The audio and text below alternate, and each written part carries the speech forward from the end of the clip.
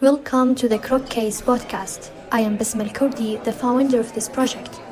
Today I am going to share a different story that highlights the power of a well-conducted interview in uncovering fraud.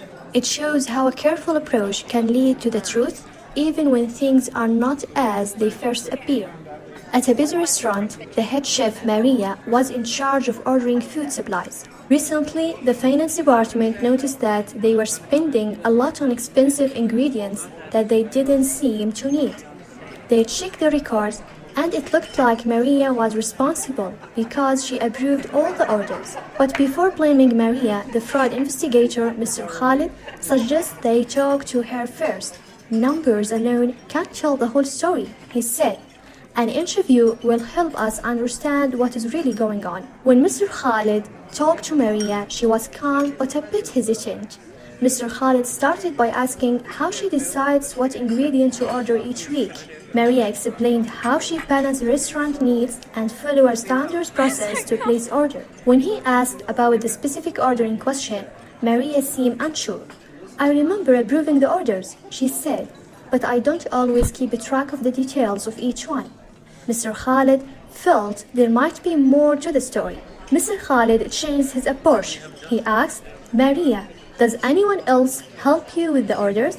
Maria hesitated before admitting that her assistant manager, Jake, often helped her place orders and sometimes suggested items to buy. Mr. Khalid gently asked, "Has Jake ever placed order without your approval?" Maria's eye expanded. "Yes," she replied. "I trusted him, and sometimes I let him handle things, but I don't know he had been ordering extra supplies that we didn't need." It turns out that Jake had been using Maria's name to order expensive ingredients and selling them for a profit. Maria had not noticed the fraud until it was too late. Thanks to Mr. Khalid's patient questioning, the full story came out and Jake was caught. Maria's name was cleared and she learned the importance of oversight. So, what can we learn from this story? Here are the key takeaways. 1. Listen for details. An interview can tell important details that might be overlooked. 2. Approach with empathy. A thoughtful interview creates a safe space for people to tell the truth. 3. Look beyond the obvious. Just because someone approves something doesn't mean they know everything going on. 4.